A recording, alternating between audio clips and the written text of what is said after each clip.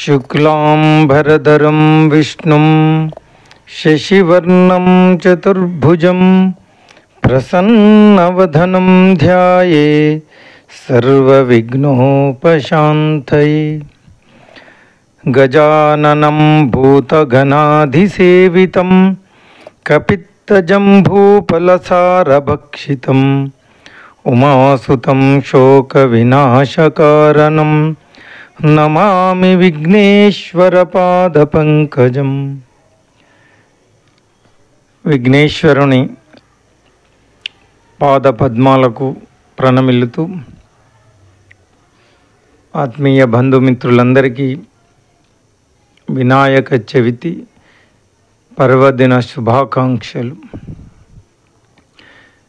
వినాయక చవితి రోజు ప్రతి ఒక్కరూ తప్పకుండా వినాల్సినటువంటి కథ శమంతకోపాఖ్యానం. ద్వాపర యుగంలో ద్వారకలో నివాసమున్న శ్రీకృష్ణుడిని నారదుడు కలిశాడు. కాసేపు ముచ్చటించిన తర్వాత, స్వామి, ఈరోజు వినాయక చవితి, పార్వతీదేవి శాపం కారణంగా చంద్రుడిని చూడకూడదు, నేను వెళ్తాను అని శ్రీకృష్ణుడికి చెప్పి నారదుడు వెళ్ళిపోయాడు. ఆ రోజు రాత్రి ఎవ్వరూ చంద్రుణ్ణి చూడకూడదని పట్టణంలో శ్రీకృష్ణుడు చాటింపు వేయించాడు. శ్రీకృష్ణుడికి పాలంటే ఇష్టం. ఆ రోజు రాత్రి శ్రీకృష్ణుడు ఆవు పాలను తాగుతుండగా పాత్రలోని పాలలో చవితి చంద్రుడి ప్రతిబింబాన్ని చూశాడు. దాంతో తనకెలాంటి అపనింద వస్తుందో అని చింతించాడు. కొన్ని రోజులు గడిచాయి. సత్రాజిత్తు సూర్యుని వరంతో శమంతకమణిని సంపాదించాడు. రోజుకు 10 బారువుల బంగారాన్ని ఇచ్చే ఆ మణిని తీసుకొని ద్వారకకు వెళ్ళాడు. శ్రీకృష్ణుడు సత్రాజిత్తుకు అతిథి మర్యాదలు చేసి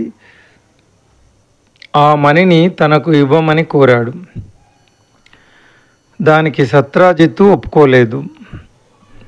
తర్వాత ఒకరోజు సత్రాజిత్తు తమ్ముడు ప్రసేనుడు ఆ శమంతకమణిని మెడలో వేసుకొని అడవిలోకి వేటకు వెళ్ళాడు.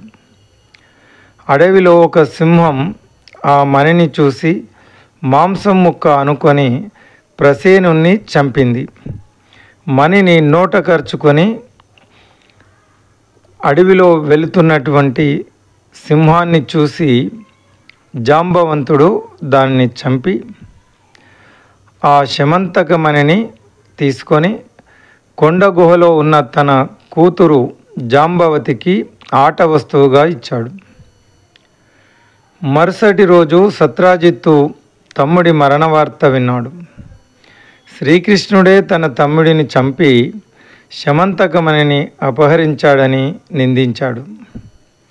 శ్రీకృష్ణుడు అది విని భాద్రపద శుద్ధ చవితి రోజు చంద్రబింబాన్ని చూసిన దోషం వల్ల తన మీద ఈ నింద పడిందనుకున్నాడు. శమంతకమణిని వెతుక్కుంటూ అడవికి వెళ్ళాడు.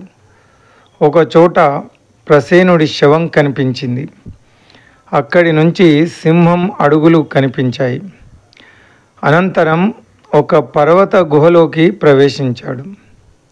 అందులో ఉన్న ఉయ్యాలకు కట్టిన మణిని చూసి దానిని తీసుకొని బయటకు రాబోయాడు. వెంటనే జాంబవతి పెద్దగా ఏడవసాగింది. కూతురు ఏడుపు విని జాంబవంతుడు కోపంతో శ్రీకృష్ణుడిపై యుద్ధానికి తలపడ్డాడు. వారిద్దరి మధ్య 28 రోజులు ఘోరమైన యుద్ధం జరిగింది. జాంబవంతుని శక్తి తగ్గిపోసాగింది.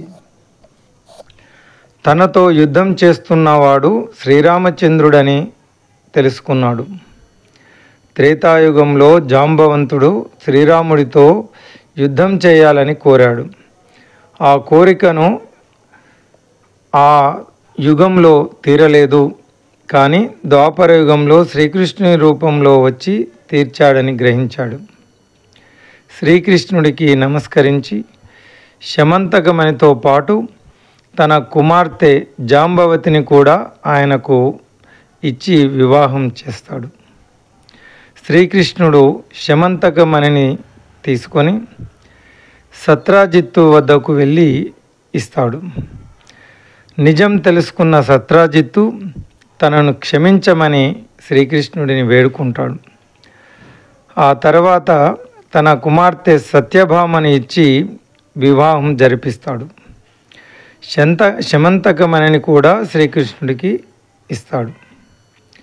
ఆ సమయంలో అక్కడకు వచ్చిన మునులు శ్రీకృష్ణుడితో, మీరు సమర్థులు గనుక మీపై పడిన నిందను పోగొట్టుకోగలిగారు. మా వంటి వారికి ఎలా అది సాధ్యమవుతుంది అంటారు. భాద్రపద శుద్ధ చవితి నాడు యథావిధిగా వినాయకుని పూజించి ఈ శమంతకోపాఖ్యానాన్ని విని అక్షితలు తలపై వేసుకున్న వారికి ఆ రోజు చంద్ర దర్శనం అయినా కూడా అపనిందలు కలుగవు అని శ్రీకృష్ణుడు వారికి చెప్తాడు. ఆనాటి నుంచి ప్రతి సంవత్సరం భాద్రపద శుద్ధ చవితి రోజు దేవతలు, మహర్షులు, మనుషులు తమ శక్తికి తగినట్లుగా గణపతిని పూజించి తమ కోరికలు తీర్చుకుంటూ ఉన్నారు. ఈ కథను చదివిన కానీ విన్న కానీ తలపై అక్షితలను వేసుకొని వినాయక వ్రతాన్ని ముగించాలి. చివరగా వినాయకుని ఎదుట వీలైనన్ని గుంజీలు తీసి సాష్టాంగ నమస్కారాలు చేయాలి. కథ పూర్తయిన తర్వాత స్వామికి మంగళహారతులు ఇచ్చి అనంతరం ఉద్వాసన మంత్రం చెప్పుకోవాలి. ఇలా వినాయక చవితి రోజు తప్పకుండా వినవలసిన కథ ఈ శమంతక ఉపాఖ్యానం.